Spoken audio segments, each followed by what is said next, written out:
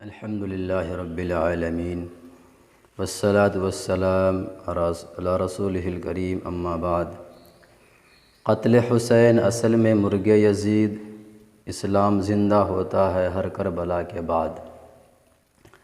فرزندان توحید و برادران اسلام، محرم الحرام کا اہم ترین مہینہ آ گیا۔ یہ وہ مہینہ ہے اس میں نواس رسول صلی اللہ علیہ وسلم یعنی حضرت حسین رضی اللہ تعالی عنہ نے اسلام کی بقا کی خاطر نہ صرف اپنی جان کو قربان کر دیا بلکہ اپنی اولاد اور اپنے معصوم بچوں تک دین کی حفاظت کے لیے میدان کربلا میں بے دریغ پیش کر دیا، اور قیامت تک آنے والی نسلوں کے لیے ایک مثال قائم کر دی کہ اسلام کی بقا کی خاطر اپنی جان کو، اپنے مال کو قربان کر دینا، باطل کی طاقت کی صداقت کے سامنے اپنا سر کٹا دینا، لیکن باطل قوتوں کے مقابل ہرگز اپنا سر نہ جھکانا۔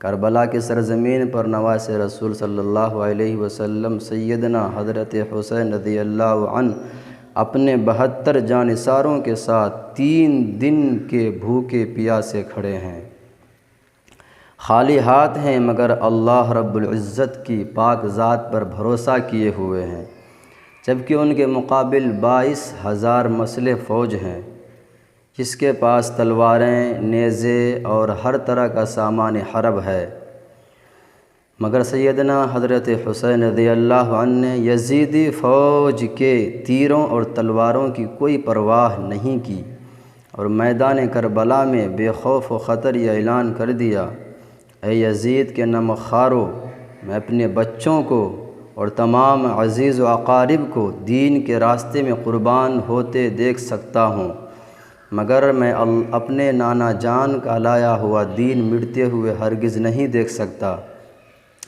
میں اپنے جسم کو ٹکڑے ٹکڑے کرا سکتا ہوں، مگر اپنا ہاتھ یزید کے ہاتھوں میں نہیں دے سکتا۔ عزیز دوستو، محرم الحرام کی 7 تاریخ کو سیدنا حضرت حسین رضی اللہ عنہ پر اور ان کے تمام خاندان والوں پر دریائے فرات کا پانی بند کر دیا گیا۔ حضرت حسین اور ان کے 72 جانثار، جن میں خواتین، معصوم بچے اور مریض بھی تھے، پانی کے ایک ایک بوند سے محروم کر دیے گئے۔ حضرت حسین رضی اللہ تعالی عنہ معصوم بچوں کو بھیڑ بکری کی طرح ذبح کر دیا گیا، لیکن آپ پوری طرح صبر کرتے رہے۔ محرم الحرام کی 10 تاریخ ہے۔ حضرت حسین رضی اللہ عنہ کے خاندان کے تمام افراد پیاس کی شدت سے تڑپ رہے تھے۔ اتفاق سے آج گرمی بھی بہت شدید تھی۔ میدان کربلا میں سورج پوری شدت کے ساتھ چمک رہا تھا۔ 6 ماہ کے ننھے علی اصغر رضی اللہ عنہ پیاس کی شدت سے نیم جان ہو کر بلک رہے تھے۔ علی اکبر رضی اللہ عنہ کی لاش خاک و خون میں تڑپ رہی تھی۔ حضرت قاسم شہید کر دیے گئے، لیکن حضرت حسین رضی اللہ عنہ صبر کر رہے ہیں۔ حضرت سکینہ رضی اللہ عنہا پیاس کی شدت سے تڑپ رہی ہیں۔ میدان کربلا میں حق و باطل کے درمیان جنگ ہو رہی ہے۔ سیدنا حضرت حسین رضی اللہ عنہ کے خاندان کا ایک ایک فرد تیروں کی بوچھار کے باوجود نماز ادا کر رہا ہے، اور سیدنا حسین رضی اللہ عنہ اعلان فرما رہے ہیں: نہ مسجد میں نہ بیت اللہ کی دیواروں کے سائے میں، نہ مسجد میں نہ بیت اللہ کی دیواروں کے سائے میں، نماز عشق ادا ہوتی ہے تلواروں کے سائے میں۔ اے مسلمانوں، آج ہم گلا پھاڑ پھاڑ کر یہ دعویٰ کرتے ہیں کہ ہم حضرت حسین رضی اللہ عنہ کے ماننے والے ہیں۔ اگر تم واقعی حضرت حسین کے ماننے والے ہوتے تو ان کے نقش قدم پر چلتے، نمازوں کو اپنے وقت پر پابندی کے ساتھ ادا کرتے۔ حضرت حسین وہ ہیں جن کو رسول اکرم صلی اللہ علیہ وسلم بوسہ دیا کرتے تھے، جن کی تمناؤں کے پیش نظر اللہ کے رسول صلی اللہ علیہ وسلم نمازوں میں اپنے سجدے طویل کر دیا کرتے تھے۔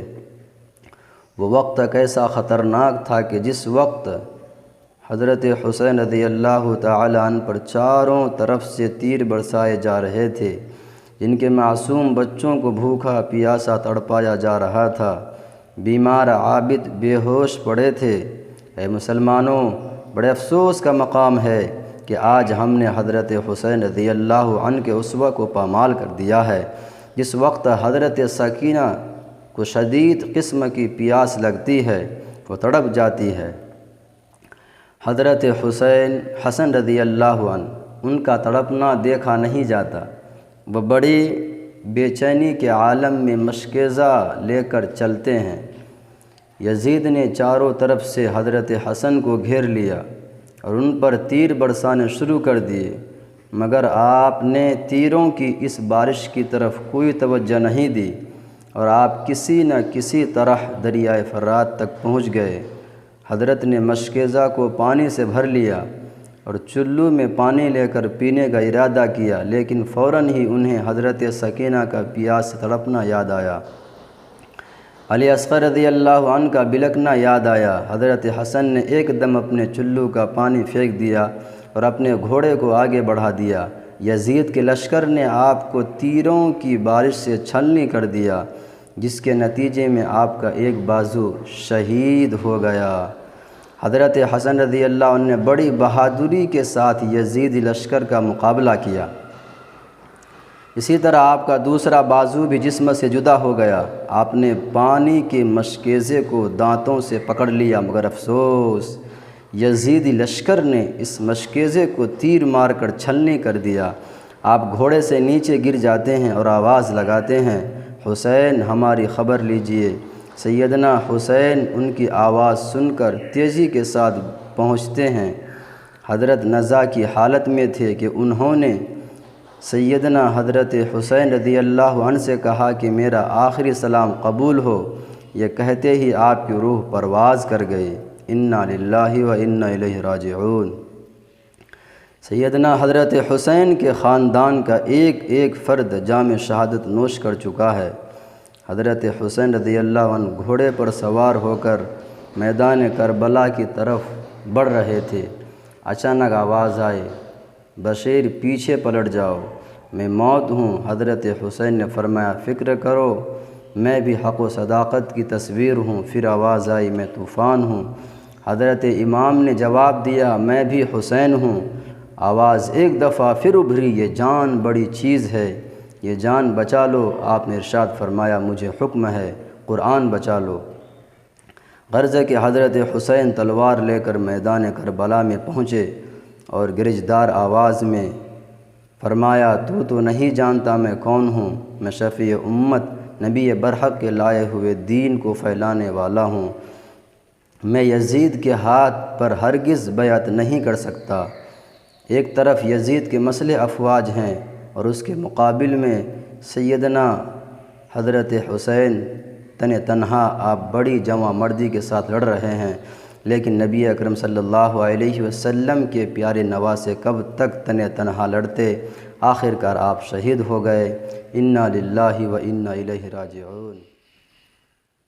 محرم الحرام کا چاند آسمان دنیا پر جو ہی نمودار ہوتا ہے، ماتم و مرثیہ، تعزیہ و جلوس کا سلسلہ شروع ہو جاتا ہے۔ کچھ علاقوں میں تو کئی مہینے قبل ہی سے تعزیہ بنانے کی تیاری کچھ ماہرین شروع کر دیتے ہیں۔ عید الاضحیٰ کی شام کو ہی ڈھولک کی آواز سنا دی جاتی ہے۔ ایک طرح سے اعلان ہوتا ہے کہ محرم کی آمد ہے۔ 10ویں محرم کو تو انتہا ہو جاتی ہے۔